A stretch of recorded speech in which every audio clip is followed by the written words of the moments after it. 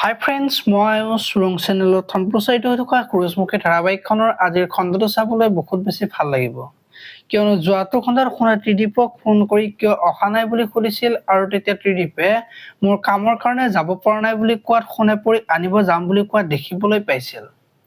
আজিৰ খণ্ডটোত শুনে ত্ৰিদীপক পৰি কিবা হৈছে, আপুনি মোক মিছা কথা কৈ আছে বুলি ক'ব আৰু তেতিয়া ত্ৰিদীপে শুনৰ আগত সঁচা কথাবোৰ ক'ব আৰু শুন চিন্তাত পৰিব আৰু সেইখিনি সময়তে শেৱালিয়ে সেই কথাখিনি গম পাব।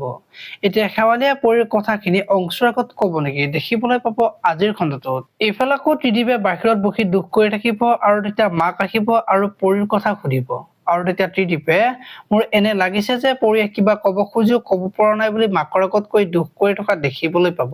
আনফালে আকৌ অংশু আজি পুৱতিৰ আগত পৰিৰ কথা কৈ থাকিব আৰু তহঁতে মোৰ বাবে সকলো, তহঁতৰ কোনোবা এজনে যদি মোৰ বিয়াখনত মুখ ফুলাই থাকা কেনেকৈ ভাল লাগিব কচোন, আজি যদি এনেকুৱা কৰে তেন্তে পাছলৈ দূৰত্ব বজাই ৰাখিব দেখোন বুলি কোৱা দেখিবলৈ পাব। আপোনালোকে সুৰুজমুখী ধাৰাবাহিকখন চাই কেনেকুৱা পাই কমেন্ট কৰি জনাব আৰু যদি আপোনালোকে এতিয়ালৈকে চেনেলটো ছাবস্ক্ৰাইব কৰা নাই তেতিয়াহ'লে চেনেলটো ছাবস্ক্ৰাইব কৰি বেল আইকনটো প্ৰেছ কৰি দিব। ধন্যবাদ।